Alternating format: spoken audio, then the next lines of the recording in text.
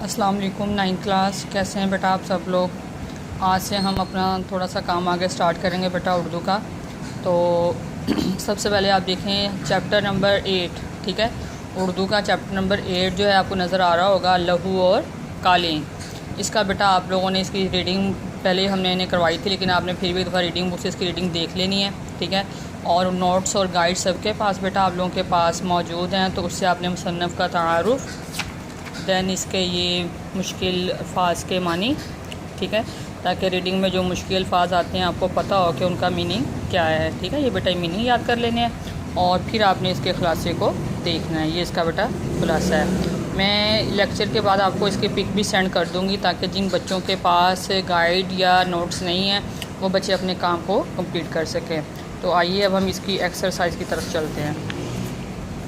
اس کی ایکسرسائز دیکھیں بیٹا۔ سوال نمبر 1 ہے سوالات کے مختصر جوابات۔ پہلا سوال، تجمل نے اختر کے بارے میں کس قسم کے خیالات کا اظہار کیا؟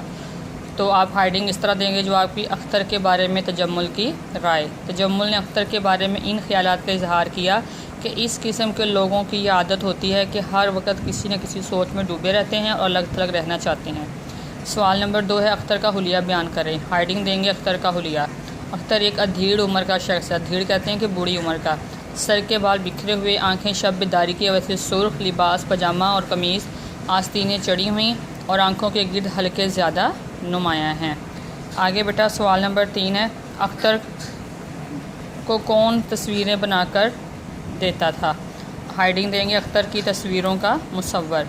اختر کو اس کا ایک مصور دوست نیازی جو تھا وہ تصویریں بنا کر دیا کرتا تھا۔ اگلا سوال ہے نیازی نے اپنی تصویریں اختر کے حوالے کیوں کیں؟ ہائیڈنگ دیں گے نیازی کی اختر کو تصویریں دینے کی وجہ۔ جب اختر نے نیازی سے اس بات کا اظہار کیا کہ وہ تجمل کی اصلیت جاننے کے بعد اس کے لیے تصویریں نہیں بنانا چاہتا، تو نیازی نے اختر کو وہیں رہنے کے لیے قائل کر اپنی غربت مٹانے کے لیے اسے اپنی تصویریں دے دیں۔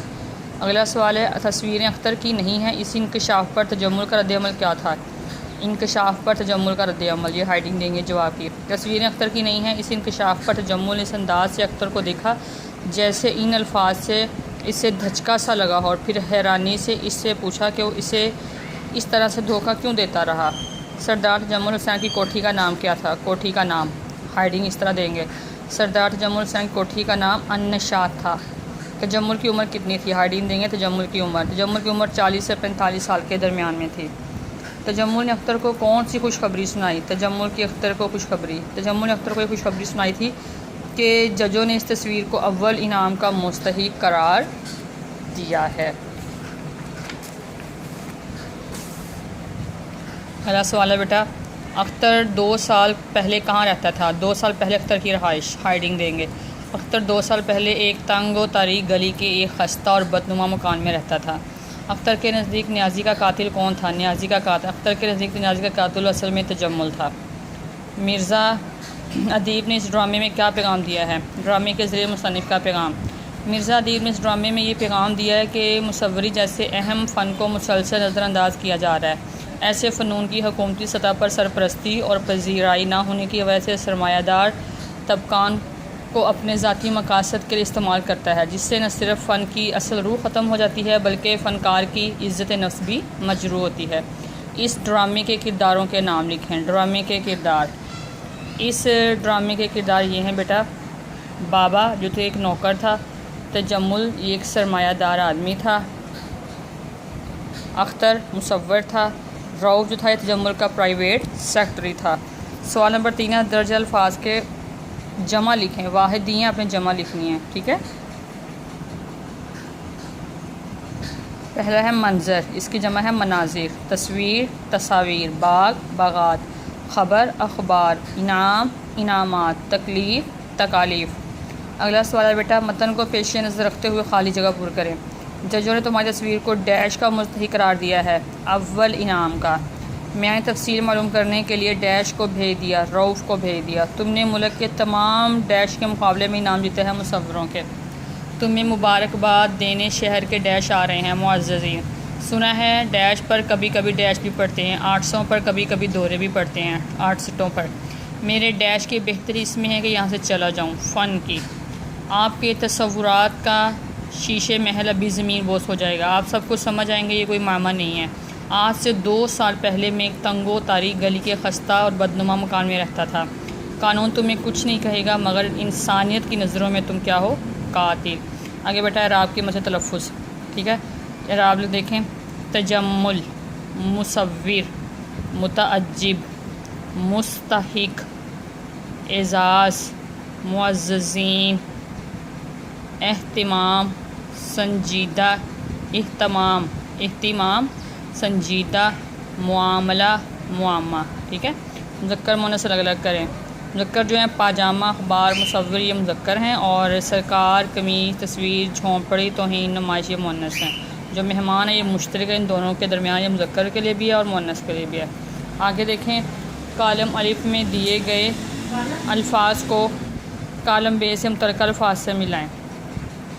تجمل کو ملائیں گے ہم سرمایہ، بابا نوکر تھا، مرزا ادیب کون تھا؟ ڈرامہ نگار، رؤوف سیکرٹری تھا، اختر کون تھا؟ مصور تھا۔ الفاظ کے معنی لکھ کے پھر ان جملوں میں استعمال کرنا ہے۔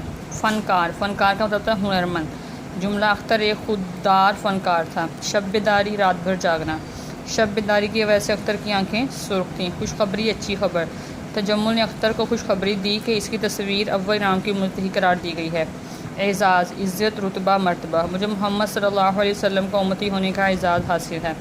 کارنامہ، بڑا کام، قیام پاکستان قائد اعظم کا عظیم کارنامہ ہے۔